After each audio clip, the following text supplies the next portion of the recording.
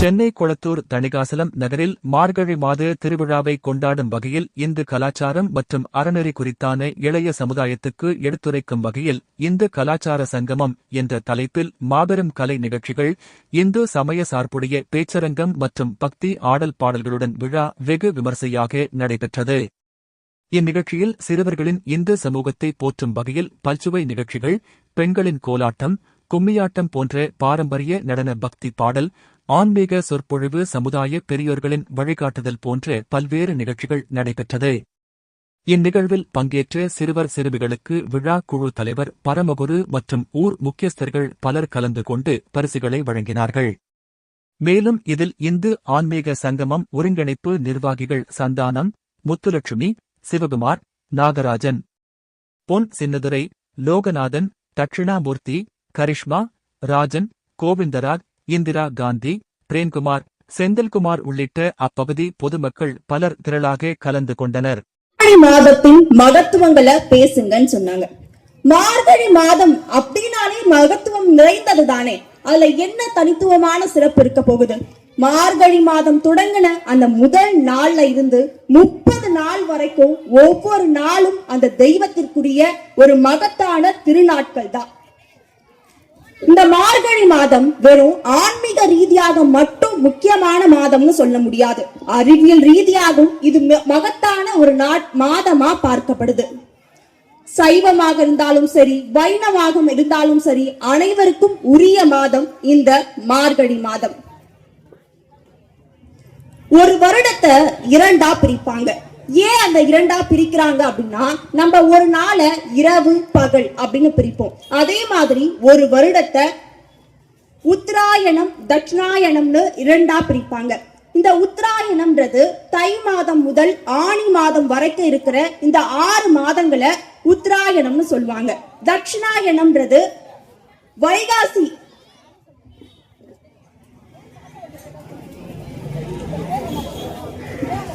ஆடி இதுல பிரம்ம முகூர்த்த காலமும் இருக்கிறதுனால தெய்வங்களுக்கே இது எவ்வளவு முக்கியமான மாதங்களா இருந்தா நமக்கு அது எவ்வளவு முக்கியமான மாதமா இருக்கும்ன்றத நினைச்சு பாருங்க.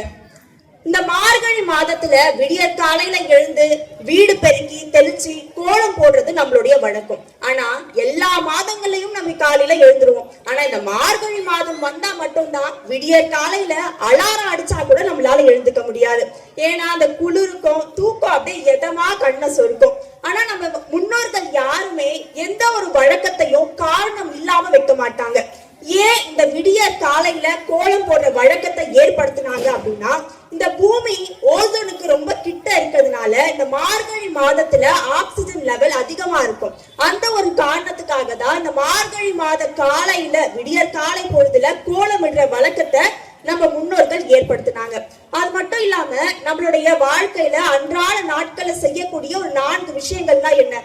காலையில படுக்கையில இருந்து எழுந்துக்கணும், அடுத்து குளிக்கிறது, சாப்பிடுறது, தூங்குறது. இதுல சில பேர் குளிக்கிறத கூட மறந்துடுவாங்க, ஆனா சாப்பிடுறதையும் தூங்குறதையும் மறக்க மாட்டாங்க. சரி, நான் ஏன் இதை சொல்றேன் அப்படின்னா, நம்ம நாள் ஆரம்பிக்கிற முதலே அந்த இறைவனை வணங்கி ஆரம்பிக்கணும். முடியும் பொழுதும் இறைவனை வணங்கி முடிக்கிறப்ப நம்ம வாழ்நாள்ல ஒவ்வொரு நாளும் அது ஒரு சுபமான ஒரு நாளா மாறும். அது மட்டும் இல்லாம எத்தனையோ பேருக்கு ஒரு வேளை உணவு கூட கிடைக்கிறது கிடையாது. அப்ப நமக்கு கிடைக்கிற அந்த உணவுக்கு மரியாதை செலுத்த வேண்டிய கடமை நம்ம எல்லாருக்குமே இருக்கு. சரி, இது ஆன்மீக ரீதியா மட்டும் முக்கியமான மாதம் இல்லைன்னு சொன்னேன். இன்னொரு விஷயம் என்னன்னா, பல கலைஞர்களுக்கு இந்த மார்கழி மாதம் தான் ஒரு வாழ்வாதாரத்தையே ஏற்படுத்தி கொடுக்கும். பல இடங்கள்ல இந்த நாட்டுப்புற கலைகள் எல்லாமே அழிஞ்சிட்டு இருக்கு. ஆனா இந்த மார்கழி மாதத்துலதான் எல்லா கலைகளுக்கும் ஒரு புத்துயிர் கிடைக்குது அப்படின்னே நம்ம சொல்லலாம். அந்த அளவுக்கு இந்த மார்கழி மாதங்கள்ல பல கலை நிகழ்ச்சிகள் நடக்கும். இந்த கலை நிகழ்ச்சிகள் மூலமா பல கலைஞர்களுக்கான வாழ்வாதாரத்தை இந்த மாதம் ஏற்படுத்தி கொடுக்குது. அதனால இது ஒரு மிகவும் மகத்துவம் வாய்ந்த மாதமா தான் பார்க்கப்படுது. அடுத்ததா ஆன்மீக ரீதியா பல புண்ணிய நாட்கள் இந்த மாதத்துலதான் வருது.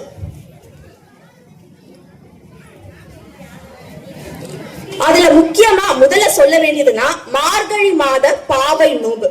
பெண்கள் எல்லாரும் தங்களுக்கு மனசுக்கு பிடிச்ச ஒரு கணவன் வேணும் அப்படின்னு சொல்லிட்டு இந்த மார்கழி மாதம் 30 நாட்களும் அதிகாலை எழுந்து வீடு வாசல் தெளிச்சு பெருக்கி கோலம் போட்டு அந்த கோலத்துக்கு மேல கொஞ்சோண்டு சாணத்துல பிள்ளையார் பிடிச்சு வச்சு அந்த பிள்ளையாருக்கு மேல ஒரு பூசணி பூ வச்சு அந்த பெருமாள் கோவிலுக்கு போய் அந்த பெருமாளை வழிபட்டு திருப்பாவை பாடல்கள் பாடி வர எப்படி ஆண்டாள் தன்னுடைய மனம் விரும்பி அந்த பெருமான கரம் பிடிச்சாங்களோ அதே மாதிரி நம்முடைய வாழ்க்கைக்கு ஒரு நல்ல கணவன் கிடைப்பாங்க அப்படின்றது ஒரு ஐதீகமா நம்ம பார்க்கப்படுது.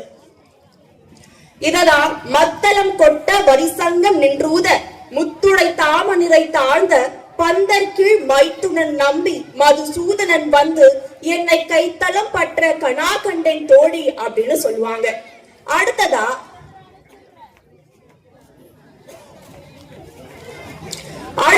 இத நம்ம சைவ ரீதியா பார்க்கும்போது திருவாதிரை நோன்பு அப்படின்னு சொல்லுவாங்க. இந்த திருவாதிரை நோன்பு சிவபெருமான் பார்வதி தாயாரோடு நின்று திருமணமானவர்கள் தங்களுடைய மாங்கல்ய பலத்திற்காகவும் தன்னுடைய கணவர் குடும்பம் குழந்தைகளோடு நாங்க எல்லாரும் தீர்க்க சுமங்கலியா வாழணும் அப்படின்னு சொல்லி சிவபெருமான நோக்கி திருவெம்பாவை பாடல்கள் பாடக்கூடிய ஒரு மகத்தான மாதமும் இந்த மாதம் தான். இந்த மாதத்துலதான் சிதம்பரத்துல இருக்கிற தில்லைவாழ் நடராசர் தன்னுடைய பக்தர்களுக்காகவும் அடியார்களுக்காகவும் திருத்தாண்டவ நடனத்தை புரிஞ்சாரு.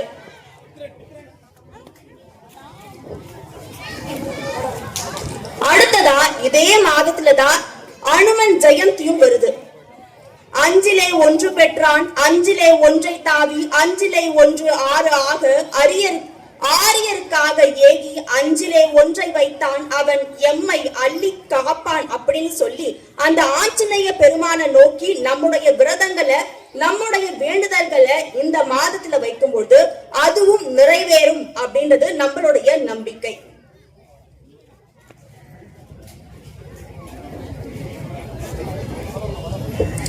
அடுத்ததா வைகுண்ட ஏகாதசி. நம்ம பண்ற பாவங்கள் எல்லாத்தையும் மன்னித்து இந்த வைகுண்ட பதவி கிடைக்கிறதுக்கும் இந்த மாதம் ஒரு முக்கியமான ஒரு மகத்துவ மாதமா இருக்கு. அடுத்ததா அறிவியல் பூர்வமாகவும் இந்த மகத்துவமான மாதம் மார்கழி மாதம்னு சொன்ன அது என்ன காரணம்னா நம்ம முன்னோர்கள் ஆரம்பத்திலேயே ஒவ்வொரு மாதத்துக்கும் ஒரு தனித்துவமான ஒரு சிறப்பை வச்சிருப்பாங்க. இப்ப ஆடி மாசத்துல ஏன் கூழ் ஊத்துறாங்க? ஆடி மாசத்துல வெப்பம் அதிகமா இருக்கும். அந்த வெப்பத்தை தணிக்கிறதுக்காக வேப்பிலையுடைய பயன்பாட்டை அதிகரிக்கிறதுக்காகவும் கூழ் போன்ற அந்த பதார்த்தத்தை ஏற்படுறதுக்காகவும் அந்த கூழ் ஊற்றுறதுல ஆடி மாசம் வச்சாங்க. அடுத்து புரட்டாசி மாசம். இந்த புரட்டாசி மாசம் அசைவர்களுக்கு ஒரு பிடிக்காத மாதமாவே இருக்கும். ஏன்னா அந்த ஒரு மாதம் அசைவம் சாப்பிடக்கூடாது அப்படின்னு சொல்லுவாங்க. ஏன் அப்படி சொல்றாங்க அப்படின்னா விலங்குகளால நோய் ஏற்படுறதுக்கான வாய்ப்பு இருக்கு அப்படின்றதுக்காக அந்த மாதத்துல அதிகமா அசைவம் எடுத்துக்கொள்ள கூடாது அப்படின்று வழக்கம் இருந்தது. அதே மாதிரிதான் மார்கழி மாதமும் நமக்கு ஒரு உடல் ரீதியாகவும் மன ரீதியாகவும் ஒரு அமைதி ஒரு புத்துணர்ச்சி கிடைக்கும். இந்த மார்கழி மாதத்துல ஆக்சிஜனுடைய லெவல் அதிகமா இருக்கிறதுனால காலை பொழுதுல எழுந்துக்கோங்க. காலை பொழுதுல எழுந்து குளிச்சு விளக்கேற்றி அது மட்டும் இல்லாம உங்களை சுத்தி இருக்கிறவங்களுக்கு ஒரு தெய்வீக ஒரு தருணத்தை இந்த மார்கழி மாதம் தான் நமக்கு கொடுக்கும். அதனாலதான் நம்மளுடைய முன்னோர்கள் இந்த மாதிரியான வழக்கங்களை தொடர்ந்து வச்சிருக்காங்க. இந்த மார்கழி மாசத்துல சுப நிகழ்வுகள் எதுவுமே நடத்த மாட்டாங்க. ஒரு பீட மாதம் அப்படின்னு சொல்லுவாங்க. ஆனா உண்மை அது கிடையாது. தை பிறந்தால் வழி பிறக்கும் அப்படின்ற மாதிரி தை மாதம்ன்றது அறுவடைக்கு தயாரா இருக்கக்கூடிய ஒரு காலம். அப்ப இந்த மார்கழி மாதம்ன்றது ஒரு விதைத்தல் வளராத அது விதைக்கக்கூடிய ஒரு நாளா இருக்கிறதுனாலதான் அந்த மாதத்துல எதுவும் செய்ய வேண்டாம். இது மொத்தமே அந்த ஆண்டவருக்குடைய கடவுளுக்குரிய ஒரு மாதமா இந்த மார்கழி மாதம் பார்க்கப்படுது.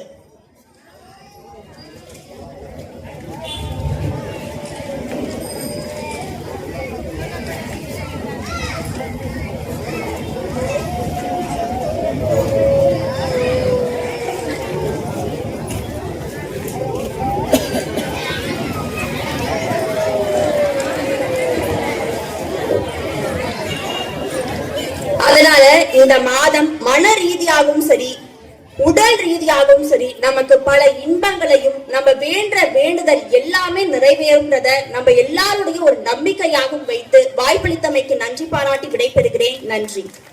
மிக அழகாக மார்கழி மாதத்தின் மகத்துவத்தை பெண்ணாய் பிறக்கவே மாதவம் செய்திட வேண்டும். பெண்ணாய் பிறக்கவே மாதவம் செய்திட வேண்டும்.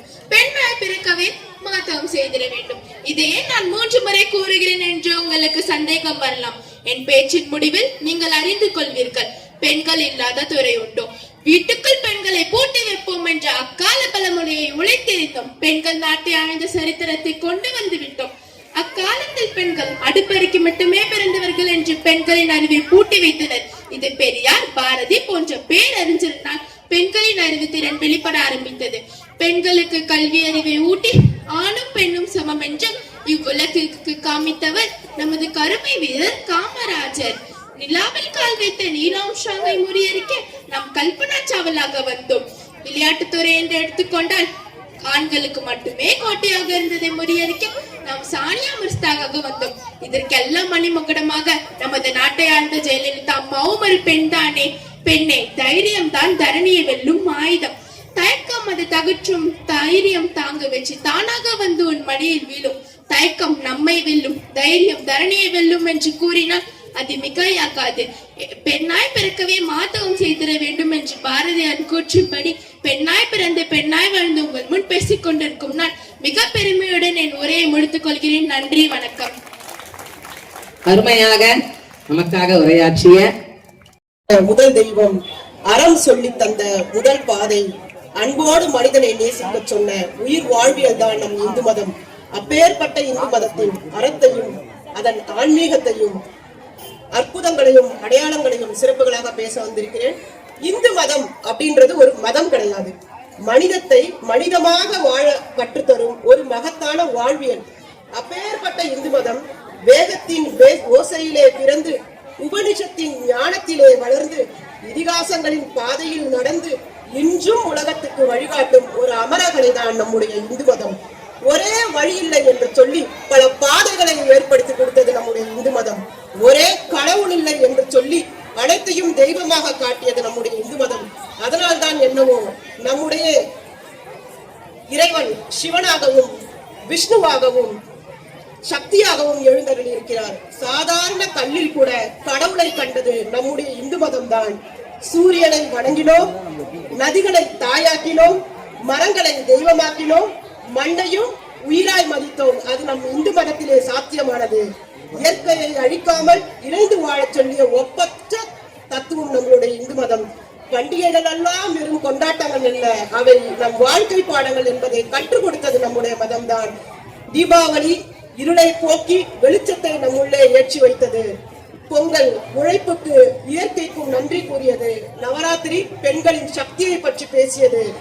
இப்பேற்பட்ட இந்து மதமானது அன்புடன் வாழச் சொல்லும் மதம், அறத்துடன் நடக்கச் சொல்லும் மதம், ஆன்மீகத்தில் உயரச் சொல்லும் மதம். இதுவே நம்முடைய இந்து மதம். நன்றி, வணக்கம். தேங்க்யூ. அருமையர் இந்த ஹிந்து அப்படின்ற வார்த்தையை பத்தி ஏற்கனவே ரொம்ப சிறப்புரை பேசியிருக்காங்க. அது மதம் அல்ல, அது ஒரு வாழ்வியல் முறை அப்படி சொல்லியிருக்காங்க.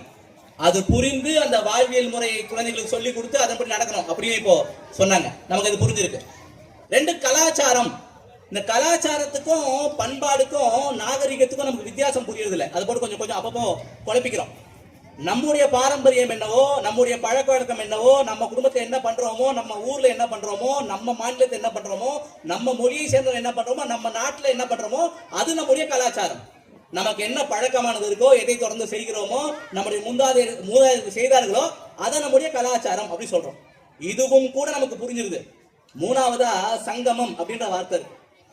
சங்கமம் சொன்னா சேர்றது, சங்கமிக்கிறது, ஒன்னாகிறது. இது ஒரு பெரிய பிரச்சனைக்கு உண்டான விஷயமா இருக்கு. இந்த நிகழ்ச்சியோட அழைப்புகள் நம்ம பார்த்திருப்போம். ரொம்ப அருமையான முயற்சி பண்ணியிருக்காங்க இந்த விழா குழுவிற்கு அவங்க சேர்ந்து. நம்ம ஊர்ல இருக்கக்கூடிய அத்தனை கோயில்களையும் ஒன்னாக சேர்த்து, நம்ம ஊர்ல இருக்கக்கூடிய அத்தனை குடியிருப்போர் சங்கம் அவங்களை ஒன்னா சேர்த்திருக்காங்க. பல்வேறு கட்சிகளை சேர்ந்த பல முக்கிய பிரமுகர்களை ஒன்னா சேர்த்திருக்காங்க. கிட்டத்தட்ட இவங்க எல்லாம் ஒரே நோட்டீஸ்ல வருவாங்களா அப்படி பார்த்தா அது பெரிய ஆச்சரியக்குறிதான், கேள்விக்குறிதான். அப்படிப்பட்ட ஒரு மிகப்பெரிய அசாத்தியமான ஒரு வேலையை ஆரம்பிச்சிருக்காங்க, செய்திருக்காங்க. இது ஒரு நல்ல துவக்கம். அப்படிப்பட்ட விழா குழுவினருக்கும் வரவேற்பு குழுவினருக்கும் நம்முடைய ஆலய பொறுப்பாளர் எல்லாருக்கும் மீண்டும் ஒரு முறை ரொம்ப நம்முடைய நன்றியை தெரிவிச்சுக்கிறோம், நம்முடைய மகிழ்ச்சியை தெரிவிச்சுக்கிறோம். இது முக்கியம். இந்த ஒற்றுமையானது முக்கியம். சங்கே சக்தி கலையுகே அப்படி சொல்றாங்க. ஒவ்வொரு யுகத்துல ஒன்னொன்னு சக்தி. ஒரு யுகத்துல மந்திரம் சக்தி, ஒரு யுகத்துல தந்திரம் சக்தி, ஒரு யுகத்துல ஆயுதம் சக்தி. ஆனா கலியுகத்துல சங்கம் தான் சக்தி. ஒற்றுமையா இருந்தாங்கன்னு சொன்னா அவரால் சாதிக்க முடியும். 10 பேர் சேர்ந்து கேட்டாங்கன்னு சொன்னா அந்த விஷயமா நடக்கும். அப்போ ஒற்றுமைக்காக வேண்டி ஒரு ஆரம்ப புள்ளி இந்த நிகழ்ச்சி. அப்ப இந்த நிகழ்ச்சியோட தொடர் விஷயங்கள் என்னென்ன? இந்து சமுதாயத்துக்கு என்ன பிரச்சனை இருக்கு? நான் உங்களுக்கு சொல்ல தேவையில்லை, பிரச்சனை நிறைய இருக்கு. மதமாற்றம் அது பிரச்சனை, நம்முடைய கலாச்சாரத்தோட அழிவு அது ஒரு பிரச்சனை, குழந்தைகளுக்கு நம்முடைய பாரம்பரியம் புரியறது இல்ல அது ஒரு பிரச்சனை, வெளிநாட்டோட மோகம் அதிகமா இருக்கு அது ஒரு பிரச்சனை, நாம யாரு அப்படின்னு தெரியாம இருக்கோம் அது ஒரு பிரச்சனை, ஹிந்துன்னு சொல்லிக்கிறதுல ஒரு சின்ன தயக்கமானது இருக்கு அது ஒரு பிரச்சனை. நாம எல்லாருமே ஒன்னாக ஒற்றுமையாக சேர்ந்து நாம் யார் அப்படி உணர்ந்து அதற்கான பழக்க வழக்கங்களை பண்ணோம்னு சொன்னா நம்ம நிலை இன்னும் மென்மேலும் உயரும். அதுக்கு செய்ய வேண்டிய விஷயம் 2.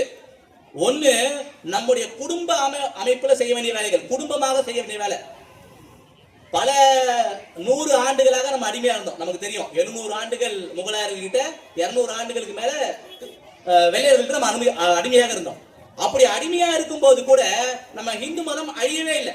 எந்த விதமான பிரச்சனை ஆகல, எந்த விதமான தொய்வு ஏற்படல, எந்த ஒரு குறை அதுக்கு ஏற்படல. என்ன காரணம் சொன்னா இது ஒரு அமைப்பு ரீதியான வேலை இல்லை. போப்பா அந்த கோயில இது பண்ணா விஷயம் முடிஞ்சிடும் சொல்ல முடியாது. ஒரு பஜனை மடம் இருக்கு அதை மூடிட்டாக்கா முடிஞ்சிடும் கிடையாது. ஏன்? இந்த ஹிந்து தர்மத்தினுடைய அடிப்படை மையம் எதுன்னு சொன்னா ஒவ்வொருத்தரோட குடும்பம், நம்முடைய ஒவ்வொரு ஹிந்து குடும்பம் அது காரணம். அம்மா குழந்தைங்க சொல்லி தராங்க, அந்த குழந்தை அவங்க குழந்தைங்க சொல்லி தராங்க. அப்படி பாரம்பரியமாக வழி வழியாக இதை நம்ம போற்றி பாதுகாத்துட்டு வரோம். இது வெறும் ஒரு ஆன்மீகம் சம்பந்தப்பட்ட விஷயம் மட்டும் இல்லை. பொருளாதார ரீதியா எப்பெல்லாம் உலக நாடுகள் முழுக்க பொருளாதாரத்துல பின்தங்கி ஒட்டுமொத்த உலகமும் குழம்பி போயிருக்க சமயத்துல நம்ம நாட்டோட பொருளாதாரம் வீழ்வதில்லை. காரணம் மத்திய அரசோ மாநில அரசோ கிடையாது. நம்ம வீட்டுல அம்மாங்களோட அஞ்சரை பெட்டியில இருக்க சேமிப்பு, அதன் காரணமா நம்ம பொருளாதாரம் வீழாம இருக்கு. நம்ம வீட்டோட பொருளாதாரம் அதனால இருக்கு, அரசாங்கத்தை நம்பி இல்ல. அது காரணம். கலாச்சாரம் நம்ம குடும்ப மையமா தான் இருக்கு. நம்முடைய தேசம் சம்பந்தமான விஷயம் நம்ம குடும்ப மையமா தான் இருக்கு. நம்முடைய போக்குவரத்து, மற்ற விஷயம், ஒழுக்கம், கட்டுப்பாடு. உண்மையை சொன்னா மற்ற எல்லா நாடுகளையும் பார்த்தோம்னாக்கா 100 பேருக்கு 1000 பேருக்கு ஒரு காவல்துறையில இருந்து ஒருத்தர் இருக்கணும். ஆனா நம்ம நாட்டு அப்படி இல்லை. கணக்கு பார்த்தா ரொம்ப கம்மி. ஏன்? சுய ஒழுக்கத்தின் காரணமாக நம்ம அப்படி இருக்கோம் அப்படின்னு சொன்னா அதற்கு காரணம் நம்முடைய குடும்ப முறை, நம்முடைய குடும்பம். கட்டுப்பாடு குடும்பத்துல ஆரம்பிக்குது. ஆனா இதுக்கு ஒரு தொய்வு ஏற்படுவதற்கான வேலைகள் நடந்துட்டு இருக்கு. நம்ம அதை பாக்குறோம். அதை சரி செய்வதற்காக நான் ஒரு 6 விஷயம் சொல்றேன். நாம இதை மனசுல நிறுத்திக்கணும். இங்கிலீஷ் சொன்னா 6B. முதல்ல பஜன், நம்மளோட வழிபாடு முறை. அம்மா இப்ப ரொம்ப அழகா சொன்னாங்க, வாரம் ஒரு முறையாவது குடும்பத்தோட கோயிலுக்கு போகணும். எல்லாரும் சேர்ந்து நம்ம குடும்பத்தை எல்லாரும் வாரம் ஒரு முறையாவது கோயிலுக்கு போகணும். அது பழக்கமாக ஆகணும். கூட்டு வழிபாடுக்கு ரொம்ப பெரிய சக்தி இருக்கு. இங்க இந்த கோலாட்டம் ஆடின குழுவினர் நம்ம பார்த்தோம், கும்மி எவ்வளவு அற்புதமா ஒரு குடும்பம் போல நடந்துக்கிறாங்க. அவங்களுக்கு இணக்கமான அந்த தன்மை இருக்கு. காரணம் அவங்க கோயில்ல அது பழக்கமாக வச்சிருக்காங்க. அது பாராட்டுக்குரிய விஷயம். கோயில் அப்படின்றது வெறும் சாமி கும்பிடுறதான இடம் அப்படி இல்ல. அது ஒரு பண்பாட்டு மையம், அது ஒரு கலாச்சார மையம், அது நம்மளை காப்பாற்றக்கூடிய ஒரு மையம். நமக்கு பழங்காலத்தை யோசிச்சு பார்த்தோம்னு சொன்னாக்கா கோயில் தான் விசேஷங்கள் நடக்கும். வீட்டோட விசேஷம் கோயில் நடக்கும். முக்கியமான விஷயங்கள் பேசணுமா கோயில வச்சு பேசுவாங்க. பஞ்சாயத்து பண்ணுமா கோயில வச்சு பண்ணுவாங்க. இப்ப கோயிலுக்குள்ள பல பஞ்சாயத்து இருக்கு. அப்படி இல்லாம இந்த ஒட்டுமொத்த சமுதாயத்தை ஒற்றுமையாக்கக்கூடிய மையமாக இந்த கோயில்கள் இருக்கணும். அதுக்கு இந்த வழிபாட்டு முறை ஒண்ணு பஜன் அப்படி சொன்ன. 2வது போஜன். வீடுன்னு சொன்னா அதுல பாதி சாப்பாடு தான், அதை தாண்டி ஒண்ணும் கிடையாது. இப்போ ஆரம்பத்துல மார்கழி பத்தி பேசும்போது கூட நம்ம மதுமிதா அவங்க சொன்னாங்க, உணவுக்கு அவ்வளவு முக்கியமான தன்மை இருக்கு. உணவு வெறும் உணவு இல்ல, ஆர்டர் பண்ணி சாப்பிட்டா முடிஞ்சது இல்ல. வீட்டுல அம்மா சமைப்பாங்க, அதுல அம்மாவோட கைப்பக்குவம் இருக்கு. அது நம்ம உணவு பூர்வமா நம்ம கூட கலந்துருக்கோம். அப்போ உணவு முறையில நம்ம நாட்டோட உணவு முறையை நம்ம கடைபிடிக்கணும். பீஸா, பர்கர் அந்த மாதிரி வெளிநாட்டு முறையை சாப்பிடலாம் எப்பயாவது, அது விசேஷமா வருஷத்துக்கு ஒரு முறை 2 முறை அது பரவாயில்ல. அது பழக்கமாக ஆகக்கூடாது. ஹோட்டல்ல சாப்பிடுறது எப்பயாவது ஒரு வாட்டி விசேஷமா, அது பழக்கமாக ஆகக்கூடாது. அப்போ வீட்டுல சமைச்சு நம்முடைய பாரம்பரியமான உணவு. நம்ம சிவகுமார் ஐயா இருக்காங்க, உணவு பத்தி நிறைய பேசுறாங்க. அவங்க சொல்றாங்க, எந்தெந்த உணவு பத்திலாம் விளம்பரத்துல வருதோ அதை சாப்பிடாதீங்கன்னு சொல்றாங்க. விளம்பரம் பண்ணாத உணவு எதுவோ அதான் நம்ம சாப்பிட உணவு சொல்றாங்க. அப்போ நம்முடைய உணவுல கவனம் தரணும். நான் சொல்லக்கூடிய இந்த ஒவ்வொரு தலைப்பை பத்தி 1 மணி நேரம் பேச முடியும். அது அவ்வளவு பெரிய கண்டென்ட். நம்மளோட நேரம் கம்மியா இருக்கிறதால சுருக்கமா சொல்றோம், நம்ம புரிஞ்சுப்போம் அப்படின்றது. 3வது விஷயம் நம்முடைய பாஷை. 3வது B, நம்முடைய மொழி, நம்ம தாய்மொழி. வர வர வந்து ஒரு சின்ன பிரச்சனை என்ன ஆகுது சொன்னா, எதற்கு வெட்டி தலை குனினோம் அது புரியல, எதுக்கு தலை நிமிர்ந்து நிக்கணும் அது புரியல. என்னோட பையனுக்கு தமிழ் சரியா வராதுங்க அப்படின்னு அம்மா ரொம்ப பெருமையா சொல்றாங்க. அது பெருமைப்படுற விஷயம் இல்ல, அது சிறுமை. நம்மோட தாய்மொழியில எழுத படிக்க பேச பிழை இல்லாம நமக்கு தெரியணும். அப்படி தெரிந்தால் மட்டுமே நாம தமிழர்கள். வெறும் தமிழர்கள் மார்க்கெட்னா போதுமா? இல்ல, நம்முடைய மொழியில் நமக்கு ஆளுமை இருக்கணும். தமிழ் தான் இல்லை, என்னோட தாய்மொழி தெலுங்குல நீங்க அங்க இருந்து இங்க வந்துட்டு இருப்பீங்க. இருந்தாலும் நம்ம குழந்தைங்களுக்கு தெலுங்குல எழுத படிக்க பேச சொல்லி தரணும். நம்ம தாய்மொழியில் நமக்கு ஆளுமை இருக்கணும். அதுல எந்த விதமான குறைபாடு இருக்கக்கூடாது. தமிழ் தெரியல அப்படின்றது பெருமை இல்லை, அது ரொம்ப பெரிய சிறுமை, வெட்டி தலை குனிய வேண்டிய விஷயம். எங்கேயாவது குழந்தைங்களை பார்த்தா ரொம்ப கஷ்டமாக இருக்கு, தமிழ் படிக்க தெரியல, பாஷை. 4வது விஷயம் பூஷா, நம்ம போட்டுக்கூடிய இந்த ஆடை அணிகலன்கள் ஆபரணங்கள் உடையில கூட நம்ம வந்து அப்படியே மேற்கத்திய சிந்தனைக்கு மாறிடலாமா அப்படி பல பேர் முயற்சி பண்றாங்க. இப்ப கொஞ்சம் குறைஞ்சிருக்கு, ஒரு காலத்துல ரொம்ப அதிகம். மாப்பிள்ளைக்கு கல்யாணத்துல வேஷ்டி கட்டணும்னு சொன்னாக்கா அது ஒட்டிக்கோ கட்டிக்கோ அது பண்ணணும், அது மேல ஒரு பெல்ட் போடணும், 10வது மாப்பிள்ளை தோழர மச்சான் கொஞ்சம் பாத்துக்கூடா அப்படி சொல்லணும், கூட ஒரு எஸ்கார்ட் எல்லாம் போட்டு அப்படி கூட்டணும். ஏன்னா வேஷ்டி அவுந்துருமோ அப்படி ஒரு பயம். எனக்கு வேட்டி கட்ட தெரியாதுங்க, என் பொண்ணுக்கு சேலை கட்ட தெரியாதுங்க அப்படின்றது கௌரவமான விஷயம் இல்ல. அது நம்முடைய உடை, நம்முடைய பாரம்பரியம், அதுல நமக்கு பழக்கம் இருக்கணும், அதை பழக்கணும். நான் எப்படி வாரத்துக்கு ஒரு முறை கோயிலுக்கு போகணும்னு சொன்னோம், அதே மாதிரி வாரத்துக்கு ஒரு முறையாவது நம்முடைய பாரம்பரிய உடை அணியறத நம்ம பழக்கமாக வச்சுக்கணும். இந்த பாவாடை தாவணி எவ்வளவு ஆச்சரியமா இருக்கு பாக்குறதுக்கு, இப்போ எங்கேயுமே பார்க்க கிடைக்கிறதே இல்லை நம்முடைய பாரம்பரிய உடை. அப்படி நம்முடைய பாரம்பரிய உடைகள், பெண் குழந்தைங்க அந்த நெத்தியில பொட்டு வச்சுட்டு போறது, அது 4வது 5வது படிக்கும் போது நல்லா இருக்கு பொட்டு, அப்படி போக போக பொட்டோட சைஸ் குறைஞ்சினே போகுது, காலேஜ் போகும்போது காண போயிடுது. நான் சொல்றேங்கோ பொண்ணு கேட்க மாட்டேங்குங்கோ அப்படி அம்மா சொல்றாங்க. சொல்லலாமா? ஏன்னு சொல்லணும், வைக்கணும்னு சொல்லணும், இது நம்ம பழக்கம்னு சொல்லணும். நீங்க பெருசா அந்த 1 ரூபாய் சைஸ்ல வச்சுக்க நானா வைக்கணும் இல்ல. அந்த மாதிரி பழக்கங்களை வீட்டுல ஆடை ஆபரணங்கள்ல தேவையில்லாம வாங்கக்கூடாது, தேவையானதை வாங்கணும், நம்முடைய முறைப்படி அதை அணியணும். 4வது விஷயம். 5வது பிரமன், அதாவது ஊர் சுத்துறது, சுற்றுலா போறது, அது ரொம்ப பழக்கம் இருக்கு. இப்ப என்னெல்லாம் சுற்றுலா போறாங்க, பேய் வீடுகளுக்கு போறது, இதுதான் இருக்கு. இப்போ யாருமே இல்லாத தீவுல போயிட்டு 2 நாள் இருந்துட்டு வரலாம், அது ஒரு சந்தோஷம். நீ அங்க போய் என்ன பண்ண போற, யாருமே இல்லாத தீவுல? அப்ப எங்க போகணும்? நம்முடைய பாரம்பரிய மையமா இருக்கக்கூடிய மதுரை மீனாட்சி அம்மன் கோயிலுக்கு போயிருக்கீங்களா? ராமேஸ்வரம் கோயிலுக்கு போயிருக்கீங்களா? உச்சிப்பிள்ளையார் கோயிலுக்கு போயிருக்கீங்களா? ஸ்ரீரங்கம் கோயிலுக்கு போயிருக்கீங்களா? நம்ம ஊர்ல இருக்கக்கூடிய நம்முடைய பாரம்பரியமான கோயிலுக்கு போயிருக்கோமா? ரொம்ப வேணாங்க. இங்க ஆச்சரியமா ஒரு விஷயம் சொன்னாங்க, இந்த நிகழ்ச்சிக்காக பேசிட்டு இருக்கும்போது, அப்படியா இங்க ஒரு கோயில் இருக்கா அப்படி ஒரு அம்மா கேட்டாங்க. அது பக்கத்துலயே இருக்கு, அந்த மாதிரி தெரியல.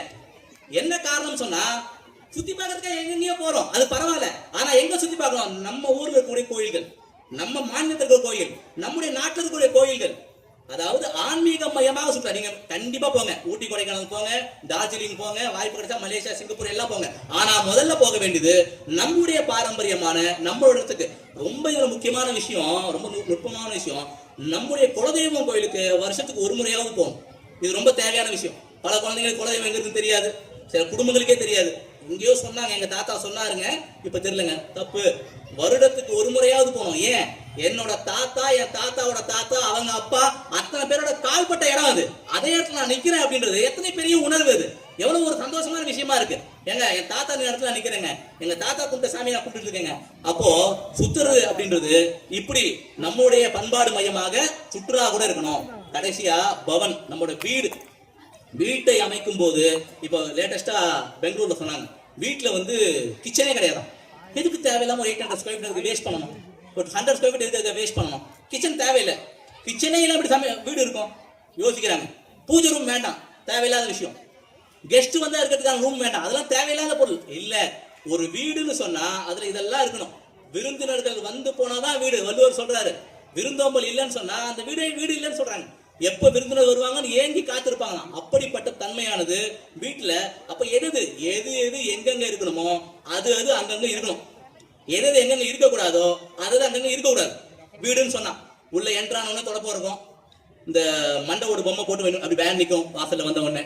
அப்போ வீட்டுல எது இருக்கணுமோ இதெல்லாம் அம்மா பாத்துக்கிறாங்க. ஆனா இதுக்கு எல்லாம் குழந்தைங்களுக்கு புரிய வைக்கணும், நம்ம வீடு இப்படிதான் இருக்கணும், அந்த மாதிரி விஷயங்கள். 6 விஷயம் சொல்லியிருக்கேன். நம்முடைய உணவு முறை, நம்முடைய வழிபாட்டு முறை, நம்முடைய மொழி, தாய்மொழி மேல இருக்கக்கூடிய பற்று, நாலாவது நம்முடைய ஆடை அலங்காரங்கள். அஞ்சாவது ஊர் சுத்தி பார்க்கும்போது நம்ம சுற்றுலா போகும்போது செய்யக்கூடிய வேலைகள். ஆறாவது நம்முடைய வீடு எப்படி இருக்கணும் அப்படின்ற விஷயம். இந்த 6 இது முழுக்க குடும்பத்தோட மையம், குடும்பம் செய்யக்கூடிய வேலை. ரெண்டாவது நம்ம சமுதாயம் செய்யக்கூடிய வேலை, நாம எல்லாம் சேர்ந்து செய்யக்கூடிய வேலை. எப்படி முதல்ல சொன்னோம், கோயில்கள் தான் நம்முடைய சமுதாயத்தோட மையம் அப்படி சொல்லி அதை இன்னும் அதிகப்படுத்தணும். இந்த குழுவோட வரவேற்பு குழு கூட்டம் ஒரு 20 நாள் நடந்தது. அப்போ ஒருத்தர் சொன்னாரு, இதோட தொடர் பணியானது இருக்கணும், இது வெறும் ஆரம்பமாக இருக்கக்கூடாது. அதுக்கு உதாரணங்கள் நம்ம கிட்ட இருக்கு. கோயில்கள்ல குழந்தைங்களுக்கு பண்பாட்டு வகுப்பு எடுக்கணும், நம்ம பண்பு என்னன்னு புரிய வைக்கணும், பாட்டு சொல்லி தரணும், கதை சொல்லி தரணும், நம்ம மூதாதைகளை பத்தி சொல்லி தரணும், ராமர் கிருஷ்ணர் அவங்களோட கதைகள் சொல்லி தரணும். இது எல்லாம் பண்ணக்கூடியது பண்பாட்டு வகுப்பு. நம்ம ஊர்ல 2 இடத்துல நடந்துட்டு இருக்கு. முத்துமாரியம்மன் கோயில் நடக்குது ஒண்ணு சொன்னாங்க, நம்முடைய சுவாமி விவேகானந்தர் சேவா மையம் அங்க பண்பாட்டு வகுப்பு நடக்குது சொன்னாங்க. இது பத்தாது, ஒவ்வொரு கோயிலும் அப்படி பண்பாடு வளர்க்கக்கூடிய மையங்களாக மாறணும். ஒண்ணு. ரெண்டாவது, நாம எல்லாரும் நம்ம ஊர்ல இருக்க எல்லா கோயிலுக்கும் வருஷத்துக்கு ஒரு முறையாவது போகணும். ஆடி திருவிழாவா அந்த கோயிலுக்கு போவோம், தைப்பூசமா இந்த கோயிலுக்கு போவோம். அப்படி ஒவ்வொரு கோயிலுக்கும் நம்முடைய பங்களிப்பானது, நாம கட்டாயமாக அந்த கோயிலுக்கு வருஷத்துக்கு ஒரு முறை நம்ம ஊர்ல இருக்க எல்லா கோயிலுக்கும் போய் வரணும். இது 2. மூணாவது, இந்த மாதிரி பொதுவான நிகழ்ச்சிகள், சமுதாய நிகழ்ச்சிகள் நடக்கும்போது நாம கூட இருந்து தோள் கொடுத்து உடன் இருக்கணும்.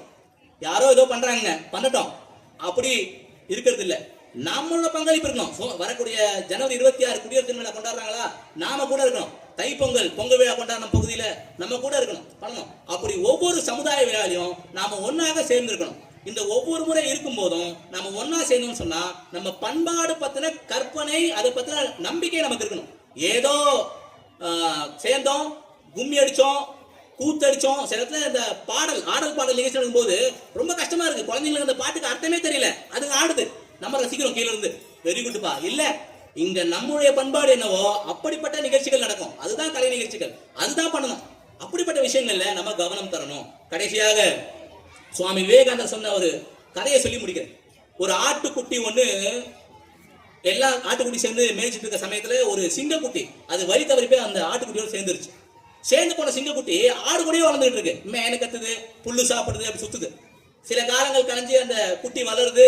அந்த கூட்டத்துல ஒரு சிங்கமானது போய் இந்த ஆடை பார்த்துருச்சு, சிங்கத்தை பார்த்துருச்சு. இவன் நம்மால் ஒருத்தன் இந்த கூட்டத்தில் இருக்கானே ஆடு கூட சேர்ந்து அப்படி பார்க்குது. அப்போ சொல்லுது, விரட்டிட்டு போனதும் எல்லா ஆடும் பிச்சுட்டு ஓடுது, இந்த சிங்கமும் பயந்து ஓடுது. அப்போ இந்த சிங்கக்குட்டியை பிடிச்சி சிங்கம் கேட்குது, நீ ஏன் ஓடுற, நீ என்ன சாப்பிட்டுருவியே, நான் ஏன் சாப்பிட போறேன், நீ யாரு அப்படி சிங்கம் சொல்லுது. நான் ஆடு அப்படி சொல்லுது. நீ ஆடு இல்ல சிங்கம், இல்ல நான் ஆடுதான் மே அப்படி கத்துதாரு. அந்த தரன்னு பெடரை பிடிச்சி இழுத்துட்டு போய் தண்ணியை காமிச்சு, பாரு என் முகம் உன் முகம் ஒரே மாதிரி இருக்கும்ல, நாம சிங்கம் அப்படி சொல்லுது. அந்த சிங்கத்துக்கு புரியுது, அது கொடுக்குற கர்ஜனை ஒட்டுமொத்த காட்டுல கேட்டுச்சு அப்படி சுவாமி விவேகானந்தர் சொல்றாரு. அப்போ ஹிந்துவா இருக்காங்க தான் கேட்டா இல்ல, ஏதோ காரணத்துல பக்கத்துல இருக்கவங்க கூட மத்த கூட சேர்ந்து கொஞ்சம் மங்கி சாதாரணமாக இருக்காங்க, பழக்க வழக்கம் தெரியாம ஏதோ பொதுவான பழக்கம் வச்சிருக்காங்க. அப்படி இல்லாம நாம நம்முடைய பழக்க வழக்கங்கள், நம்ம ஊருது, நம்ம கோயிலுது, நம்முடைய முறைப்படி அதை நாம கற்றுக் கொடுக்கணும். அதன் மூலமாக சமுதாயத்துல ஒரு மிகப்பெரிய மாற்றம் கொண்டு வரணும். மீண்டும் ஒரு முறை இந்த அருமையான நிகழ்ச்சி, பல சமயத்துல பணம் கொடுத்து கூப்பிட்டா கூட இவ்வளவு கூட்டம் வரதில்லை, இல்ல எவ்வளவு கஷ்டப்படுறாங்க. ஆனா இந்த நிகழ்ச்சிக்காக கிட்டத்தட்ட 4 மணி நேரமாக ரொம்ப அருமையாக அமைதியாக காத்திருந்த உங்க எல்லாருக்கும் நன்றி பாராட்டி விடைபெறுகிறேன். நன்றி, வணக்கம். என்னோட பேரு இந்திரா காந்தி. இப்போ நம்ம பொன்னியம்மன் மேட்ல நடந்துட்டு இருக்க இந்து கலாச்சார சங்கமம் மார்கழி திருவிழா அப்படின்ற ஒரு மகத்தான ஒரு விழால நம்ம இருக்கோம். இந்த விழாவானது நிறைய பாத்தீங்கன்னா நம்மளோட இந்து மதத்தை மேம்பேலும் மேம்படுத்தி அதனோட அறத்தையும் அதனோட அற்புதத்தையும் அதனோட அர்ப்பணிப்பையும் நம்ம பேசுற ஒரு விழாவாகவும் கொண்டாடுற ஒரு விழாவாகவும் இருக்கு. இது மனதுக்கு மிகவும் மகிழ்ச்சியை கொடுக்குது. ஒரு குடும்பமா ஒரு தெய்வங்களை நம்ம எப்படி வணங்கணும், நம்மளுடைய பாரம்பரிய குடும்ப முறைகள் எப்படி இருந்தது, எப்படி எல்லாம் நம்மளுடைய வழிபாட்டு முறைகள் பண்பாட்டு முறைகள் நமக்கு இருக்கு, இதை எல்லாமே நம்ம இந்த உலகிற்கும் நம்ம நாட்டிற்கும் நம்மளோட பகுதியில இருக்க பொன்னியம்மன் மேட்டு மக்களுக்கும் தெரியப்படுத்தணும் அப்படின்றதுக்காக ஒரு குழுவா நாங்க இணைந்து இந்த விழாவை மிகவும் சிறப்பா நடத்திட்டு இருக்கோம். மனதுக்கு மிகவும் ரொம்ப நெகிழ்ச்சியா இருக்கு. இந்த விழாவுடைய இணை பொருளாளரா நான் இருக்கேன். நம்ம குழுல பாத்தீங்கன்னா தலைவர், துணைத் தலைவர், செயலாளர், இந்த மாதிரி நிறைய பேர் ஒரு 20-30 பேர் கொண்ட குழு இந்த ஒரு விழாக்காக அரும்பாடு பட்டிருக்காங்க. அவங்க எல்லாருக்குமே நம்ம நன்றி தெரிவிக்கிற நேரமாவும் இருக்கு.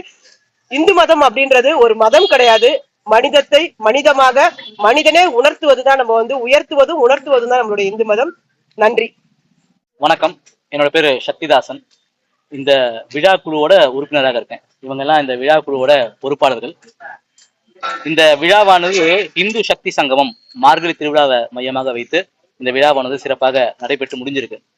இந்த பகுதி பொன்னியம்மன்மேடு பகுதியில இருக்கக்கூடிய முக்கியமான 15 கோயில்கள், அதை சேர்ந்த பொறுப்பாளர்கள், அதே போல கிட்டத்தட்ட ஒரு 35 குடியிருப்போர் நல சங்கம், அவங்க எல்லாம் சேர்ந்து ஒற்றுமையாக நம்முடைய கலாச்சாரத்தை, நம்ம தர்மத்தை பாதுகாக்கணும், இளைய தலைமுறை கிட்ட அதை கொண்டு போய் சேர்க்கணும் அப்படின்றதுக்காக வேண்டி இந்த ஒரு அருமையான நிகழ்ச்சியை பண்ணியிருக்காங்க.